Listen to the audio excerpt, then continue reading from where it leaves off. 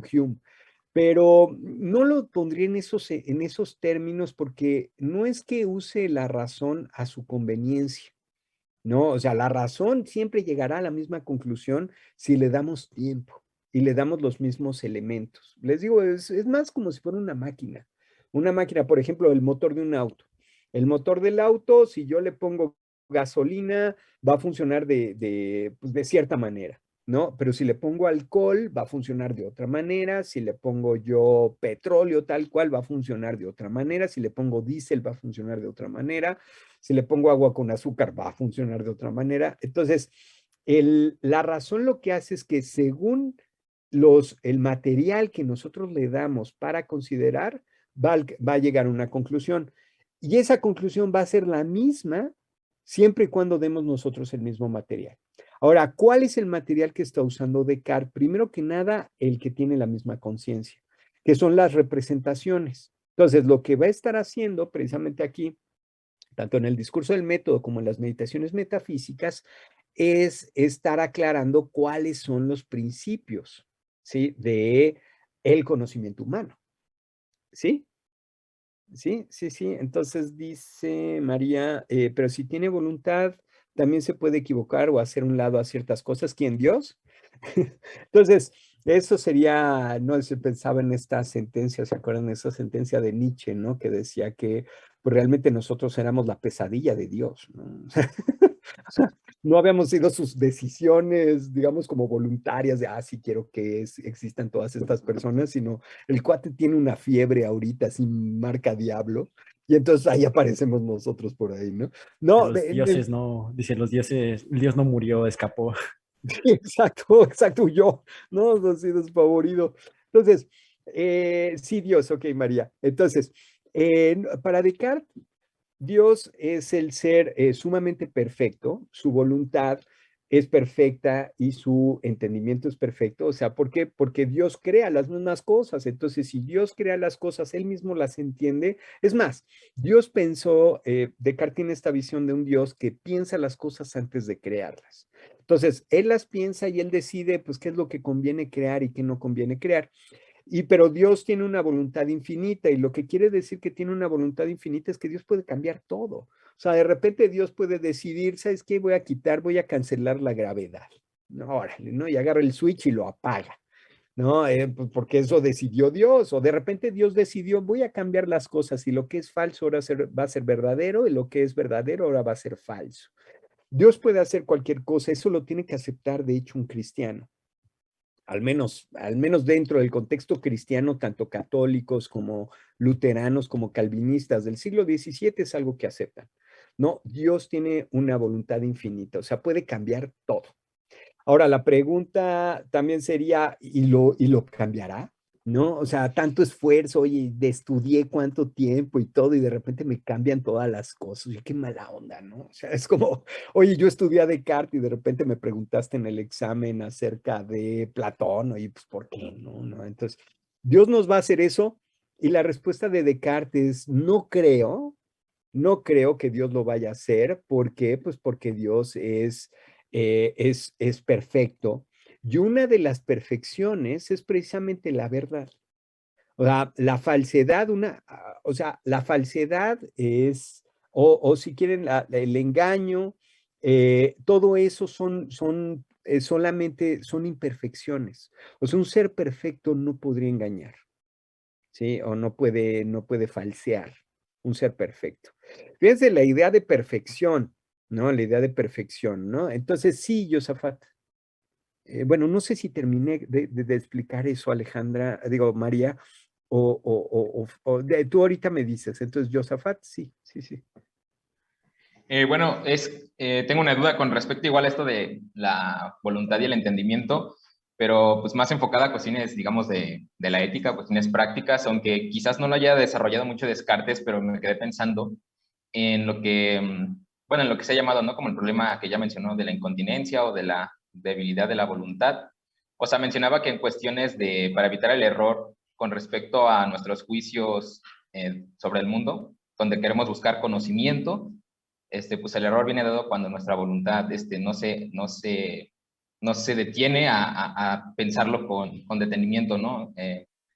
Pero en cuestiones prácticas o en cuestiones donde se juegan cuestiones morales, si yo me detengo a lo que me dice el entendimiento o me detengo a pensarlo con la razón, con el entendimiento, y llego a una cierta conclusión de que algo es bueno, ahí mi voluntad necesariamente se va a inclinar a hacer eso, o podría haber como otras cuestiones igual derivadas de la voluntad que me metieran en problemas de tal modo que no actúe de la manera en la que mi entendimiento me está diciendo, ¿no? Ujú, ujú. Sí, sí, sí, sí, Josafat, me parece que es un problema muy, muy, muy interesante. A él le va a preocupar muchísimo, precisamente en este texto de las pasiones del alma, también pues porque tiene que aclarar cuál es la relación, cómo se puede, cómo se vincula el alma con el cuerpo y cómo podemos nosotros llevar una mejor vida, pues precisamente una vida prudente, una vida buena tanto para uno como para los demás.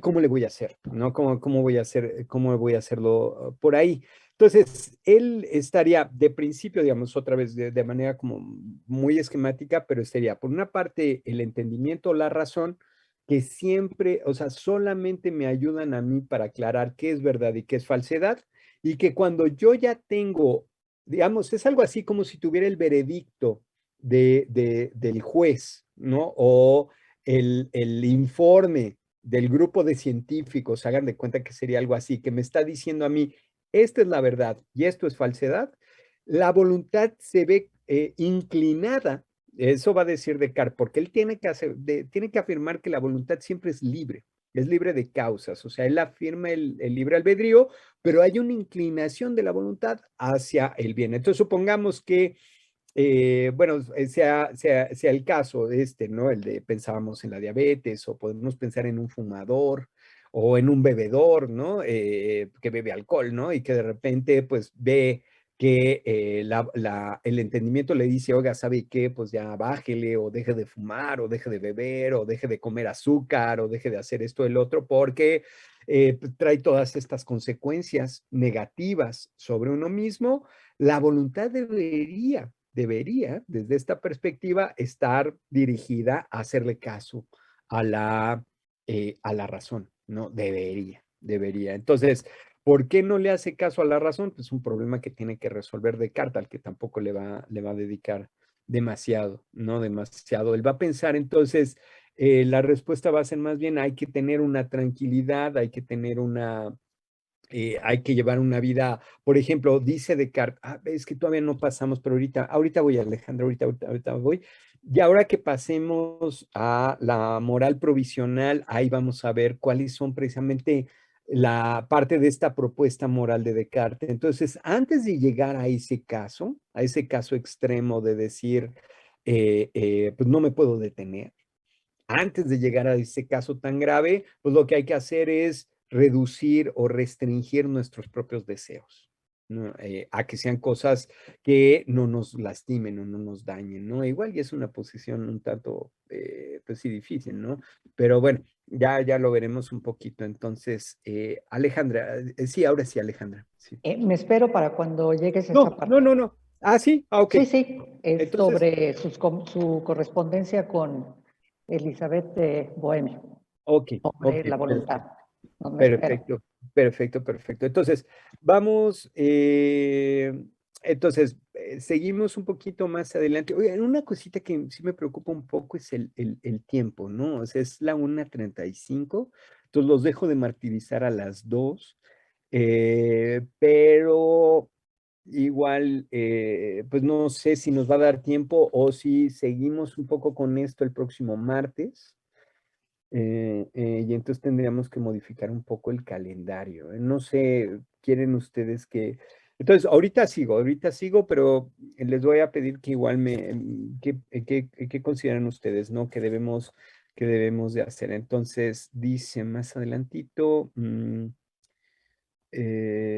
dice aquí, mis designios, ¿no? Acá estamos, ¿no? Dice aquí, mis designios no han sido nunca otros que tratar de reformar mis propios pensamientos y edificar sobre un terreno que me pertenece a mí solo, ¿no? Esta es esta perspectiva burguesa, individualista, que también lo hace Descartes porque no es tanto de que sea un individualista egocéntrico, ¿no? Que está en contra de la sociedad. No, no, no es eso. Lo hace también porque está pensando en que cada ser humano, todo ser humano, tiene estos mismos principios que él va a encontrar. ¿Sí? Todo ser humano. Entonces, cualquier persona que haga un análisis de sus representaciones, según Descartes, está usando precisamente su razón, su entendimiento para analizar los pensamientos. No importa que unos piensen en la luna, otros piensen en elefantes, otros piensen en un bosque, no importa en lo que estén pensando, sus pensamientos están usando esos principios de la filosofía. Y su relación con el mundo material también está suponiendo esos principios. Entonces, por eso piensa él que, mira, si yo me pongo a hacer este análisis de mis representaciones, voy a dar con los principios igual que cualquier otro. Entonces, lo que tiene que hacer es eso, pero es una perspectiva, como decíamos, es parte de este ideal burgués, ¿no? Y bueno, pues va a estar haciendo una crítica ahí de los otros, ¿no? Entonces, nos va a decir aquí que nos va a plantear, ¿no? Acá vamos a ver, esto está.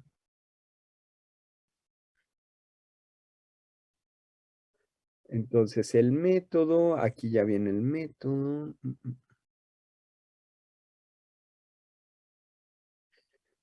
Dice acá, bueno, va a plantear esto.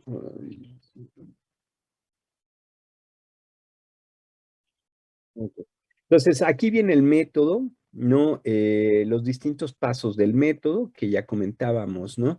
El primer paso es no admitir como verdadera cosa alguna que no supiera con evidencia que lo es, ¿no? Es decir, evitar cuidadosamente la precipitación y la prevención y no comprender en mis juicios nada más que lo que se presentase tan clara y distintamente a mi espíritu que no hubiese ninguna ocasión para ponerlo en duda, ¿no? Ese sería el primero.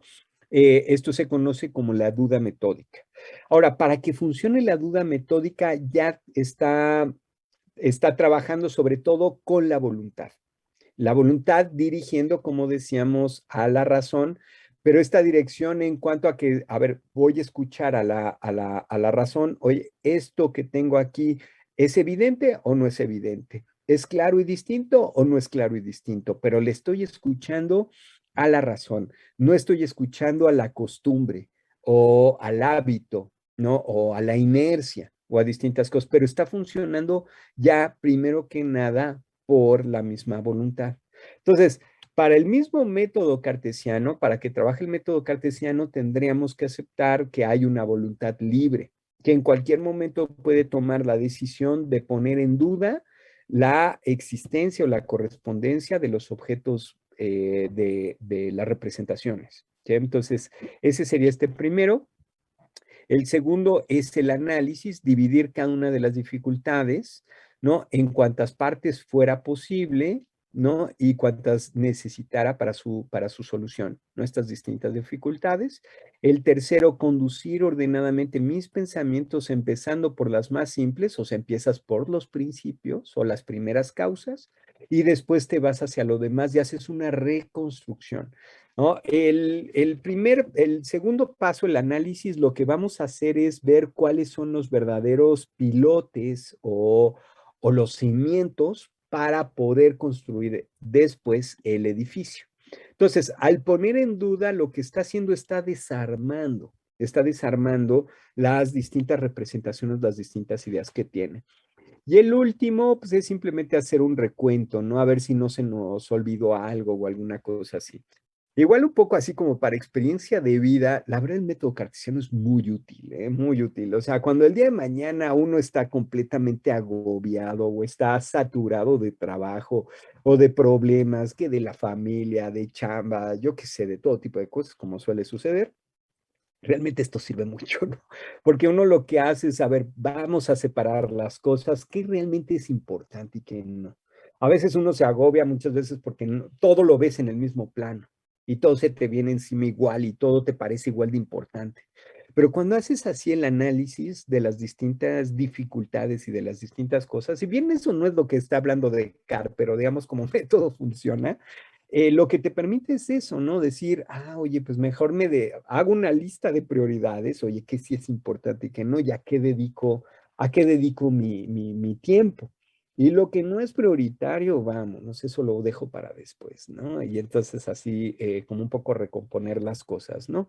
Entonces, pero bueno, él lo que le interesa es sobre todo dar con los principios que va a encontrar que están siendo utilizados por las mismas representaciones, ¿no? Por todas estas cosas, ¿no? Entonces, tenemos nosotros igual los criterios de verdad, pues van a ser la claridad y la distinción. O sea, esa es lo que me da a mí la evidencia acerca de la correspondencia, de que si hay un objeto que corresponde con la idea. Decíamos ya desde la otra vez que la claridad es sobre todo cuando yo puedo señalar algo, y la distinción es cuando lo puedo yo separar de distintas cosas, ¿no? Entonces, por ejemplo, hablábamos de un dolor.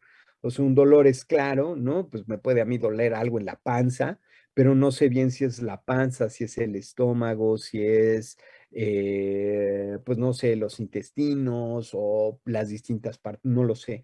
Y no sé cuál es la causa. Y en cambio, cuando yo tengo esta distinción, puedo distinguir muy bien porque sé cuál es la causa de esto, qué lo está produciendo, qué está causando, y entonces yo puedo resolverlo de mejor manera. ¿Tienen alguna duda acerca de esto, acerca del método cartesiano? ¿No? Entonces, aquí tenemos esto. Muy bien, entonces aquí tenemos el método. Y ahora vamos a pasar a la cuestión de la moral provisional, ¿sí?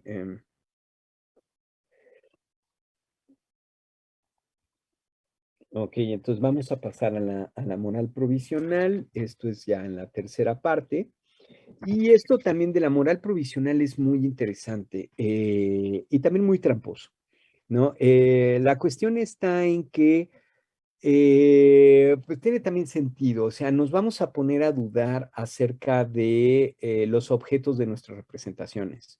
Pero, por ejemplo, pues yo voy a ver que, no sé, si me encuentro en un lugar alto, pues veo que estoy a una distancia de 15, 20 metros del suelo, ¿no? Voy a ponerme a dudar acerca de esos 15, 20 metros del suelo y voy a pensar que puedo yo caminar por el aire o que realmente el piso no está tan abajo, sino que está más cercano, y entonces voy a saltar, ¿no? Pensando en que es realmente un metro, que mis ojos me están engañando y que no estoy a 15 metros, sino estoy solamente un metro de altura y así. Entonces, si yo me pongo a dudar de todo, pues claramente me voy a morir de hambre, ¿no? O sea, me voy a poner a dudar de si esto es café, qué tal que es veneno, ¿no? Y ya se me dispara mi paranoia, ¿no? Soy muy paranoico, de hecho. Y entonces, ¿qué tal que alguien me quiso envenenar? No sé quién, ¿no? Igual la persona que me vendió el café, no le caigo mal por alguna razón, y entonces ahí me puso poco de cianuro, ¿no? Por ahí algo. Entonces me voy a poner a dudar del café y, entonces mejor no tomo café, pero entonces mejor no como esto, no como el otro, porque igual me quieren envenenar o me quieren no sé qué, ¿no? Entonces, si me pongo a dudar absolutamente de todo, hasta me voy a poner a dudar del aire que estoy respirando y igual ya está lleno de COVID y entonces me voy a morir y yo qué sé, ¿no? Y entonces, pues no, o sea, no voy a poder, pues vivir. Primero que nada, voy a vivir en una angustia completa y después pues, me voy a morir de inanición o me voy a morir de deshidratación o me voy a morir de muchas otras maneras o de imprudencia, ¿no? Voy a acabar siendo atropellado por un camión porque voy a decir, sí, es que si el microbusero va a respetar a la vida humana, ¿no? Antes que ganarse pues, un pasaje, ¿no? Y entonces se va a detener frente a mí, pues no, pues probablemente me atropelle, ¿no? Entonces, eh, en este sentido, pues, se va a requerir una moral que él le va a llamar una moral provisional. Y recordemos este sentido tradicional de moral de costumbre. O sea, recordemos eso es muy importante siempre. O sea, pensemos nosotros que moral, así como ética, una de sus raíces es costumbre, es hábito, no lo que se acostumbra a hacer. Entonces, lo que va a hacer Descartes es ponerse precisamente una serie de costumbres. A ver, ¿cuáles de las? Entonces, digamos que entra un poco y empieza un poco la trampa, porque ya entonces él está haciendo aquí un análisis previo de su propia sociedad para establecer, bueno, cuáles son las costumbres dentro de mi sociedad que me conviene a mí conservar, ¿no?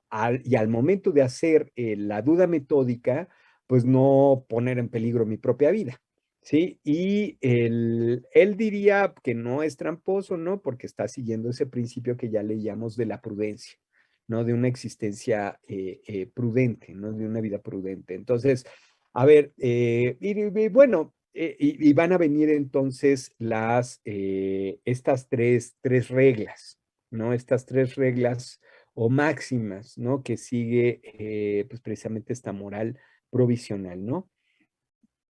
Entonces dice Descartes,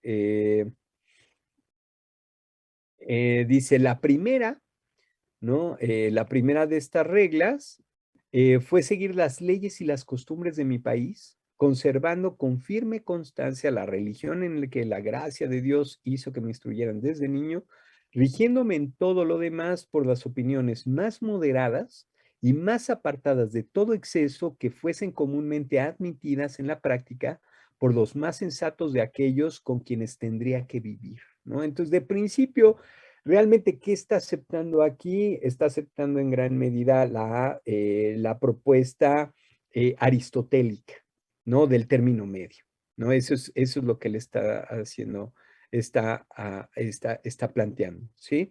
Esto sería, ahora, en ese mismo término medio, estaría aceptando la religión con la que fue educado desde pequeño. Ahora, esto es interesante también porque él acepta la religión con la que fue educado, no la religión en el lugar en donde él vive, el contexto en donde él vive, porque él va a estar viviendo en Holanda, bueno, en los Países Bajos del Norte, y ahí son calvinistas.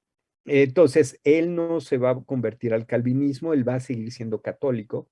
Entonces, él se mantiene en la religión en la que fue educado, también porque tiene la esperanza esa bueno, además de mantener los vínculos con Francia, porque si él se vuelve calvinista, rompería con muchísimos de todos esos vínculos.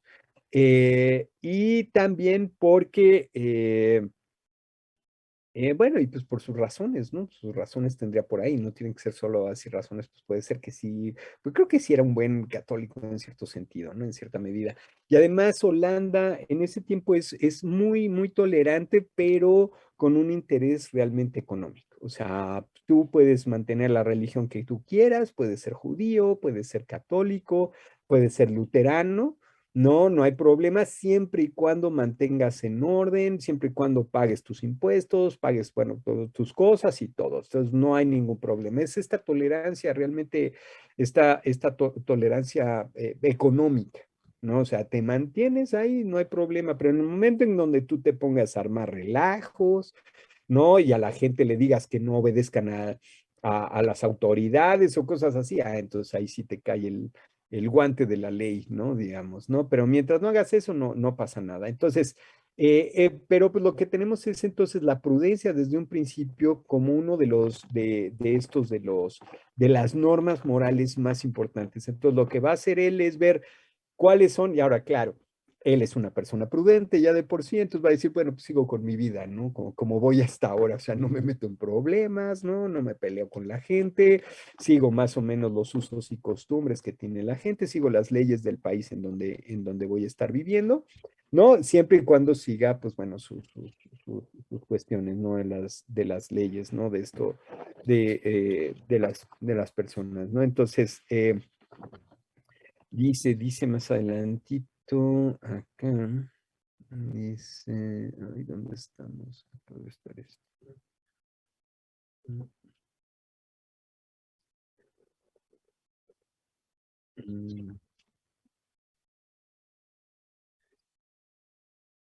Entonces dice, a ver, espérame.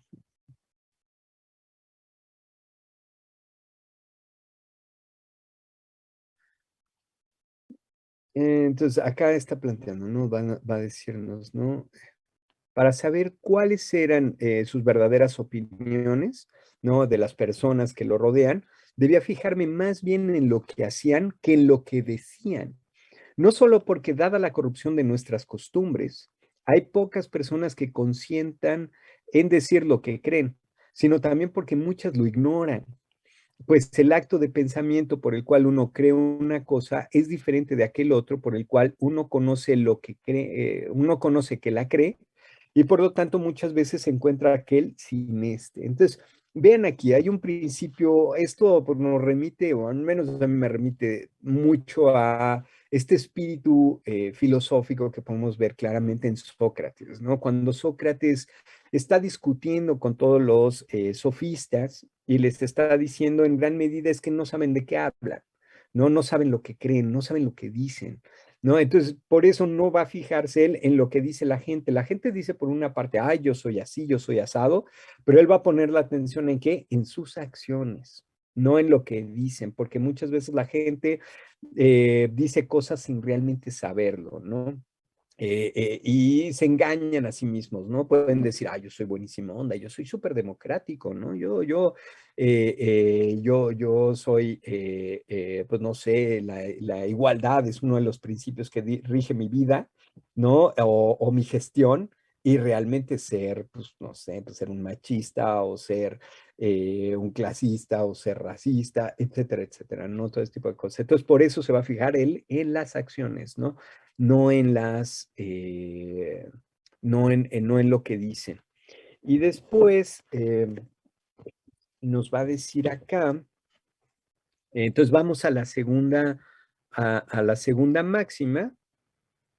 Dice aquí, no, entonces, ¿hasta dónde dice?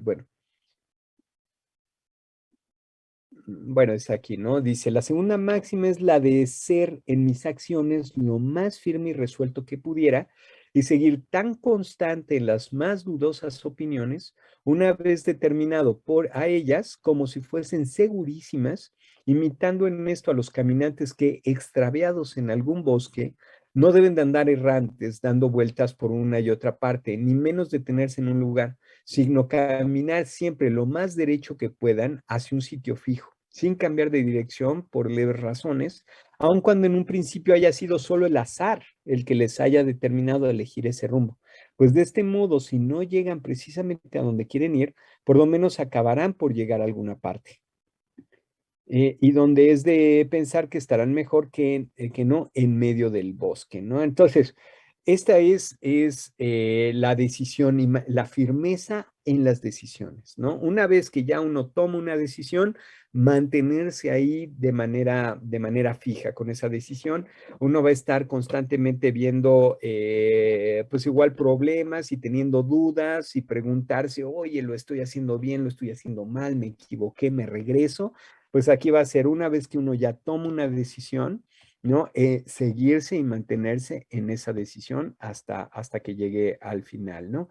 Y ya la última de las máximas, dice, procurar siempre vencerme a mí mismo antes que a la fortuna.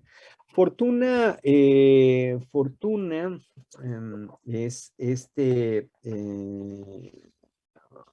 bueno, eh, por fortuna es que quería buscar igual para buscarles acá, seguro es este, el de... Ujú.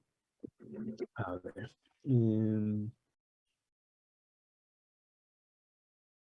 Ok.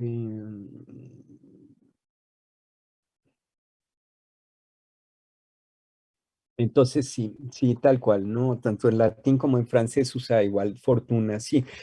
Fortuna lo que se está refiriendo es no, o sea, tenemos nosotros ya este uso de fortuna muy restringido a referirnos como a la riqueza, ¿no? Y entonces se habla de las fortunas, de la gente, yo qué sé. Pero no, aquí más bien tiene este sentido que podemos usar todavía nosotros hoy en el sentido de suerte, de cosas que suceden fuera de ti, pero es buena suerte o mala suerte, o sea, ¿a dónde te lleva? Y es lo que sucede afuera de ti. Entonces, por ejemplo, fortuna serían todos estos acontecimientos de que pues puede suceder que de repente caiga una tempestad terrible y que empiece a llover y yo no estaba precavido de eso, o sí me prevení y entonces llevaba un paraguas y entonces pues resulta que no me afectó tanto eso, pero es sobre todo lo que queda fuera de uno. Entonces, fortuna es más como este sentido de cuando le llamamos todavía a la noria la rueda de la fortuna, ¿no? Que viene de, pues, de la edad, bueno, del Renacimiento, viene sobre todo de este uso que era esto de que a veces te va muy bien y estás arriba, o a veces te va muy mal y estás abajo. Es en ese sentido de todos estos factores o condiciones externas sobre las que nosotros no tenemos ningún control. Todos esos factores, o sea, lo que está planteando esta máxima es precisamente la de primero me venzo a mí mismo que querer vencer a la fortuna, ¿no? La fortuna es, o sea, por ejemplo, querer vencer a la fortuna si va a empezar a llover o si de repente, pues no sé, yo tenía, por ejemplo, pensemos en las personas que tenían los negocios o las que empezaron con un buen negocio y de repente llega el COVID, por ejemplo, ¿no? Y pues entonces, pues el COVID, digamos que sería parte de esa fortuna, ¿no? Fue buena fortuna, por ejemplo, para Amazon, ¿no? Eso fue una excelente fortuna porque lo que hizo Amazon fue cuadriplicó, ¿no? En poquitito tiempo sus ventas. ¿Por qué? Pues porque todos nos volvimos todavía más dependientes a la compra en línea, ¿no? En cierta medida, unos más, unos menos. Y él no lo tenía, no estaba, pero sí tenía los medios, pues para poder digamos, atender a esa demanda. Pero en cambio, una persona que, por ejemplo, tiene un restaurante, pero no quiso entrar en las plataformas de Didi Food o no quiso entrar en la plataforma de Uber Eats o cosas así, pues cuando le obligó el gobierno, por ejemplo, a cerrar los restaurantes, pues muchos negocios tronaron, ¿no? O por ejemplo, bueno, yo doy clases en la UACM, en el plantel de Tláhuac, y pues desde que empezó, y entonces hay unos negocios afuera del plantel que viven pues precisamente de la vida universitaria. Por ejemplo, hay 5 o 6 fotocopiadoras y lo que se acostumbra muchas veces es que los profesores dejamos una carpeta con pues esto, ¿no? Con las fotocopias pues precisamente de los libros, ¿no? Y entonces ahí están en las fotocopias como en la facultad, por ejemplo, les tocaba igual, habían, yo ya no usaba mucho las fotocopias en la facultad, lo que hacía era esto, compartir los PDFs, pero hay negocios, bueno, de hecho creo que es un negocio, ¿verdad? Ahí en la facultad, las fotocopias, no sé, ustedes me dirán, sí, sí, sí, es un negocio, ¿verdad? No es de la facultad, sino es alguien que alquila eso, ¿no? Creo. El caso es de que todos estos negocios, cuando viene la cuarentena, pues quiebran, ¿no? Digamos, ahí la fortuna les fue adversa, no les ayudó, ¿no? Entonces, aquí la cuestión de esta máxima es que siempre antes me venzo a mí que a la fortuna, ¿no? Y luego aquí, pues pone como ejemplo, pues precisamente al virreinato, ¿no? De la Nueva España, ¿no? O sea, dice, no se va él a traumar, ¿no? Y a pensar que es lo peor de la humanidad por no ser, pues, precisamente dueño del reino de China o del reino de México, ¿no? Entonces, esto es parte pues, ¿por qué? Pues porque estamos hablando del siglo XVII, ¿no? La Nueva España era uno de los reinos más ricos que había en ese tiempo, ¿no? Pensemos la Ciudad de México. Es un paréntesis. Ay, ya son las 2 de la tarde. Pero un paréntesis rápido. No sé si esté abierto, pero algo que les recomiendo muchísimo que tienen que visitar es el Museo Franz Mayer. Es un museo interesantísimo en donde ustedes entran en una sala y pues bueno, ahí tienen recreados, pues bueno, no recreados, o sea, son las piezas originales, pero están conjuntas por épocas, como estarían en la ciudad, en distintas, pues sí, en distintas viviendas de la Ciudad de México, siglo XVI, siglo XVII, siglo XVIII, en verdad eso es una joya, es una joya.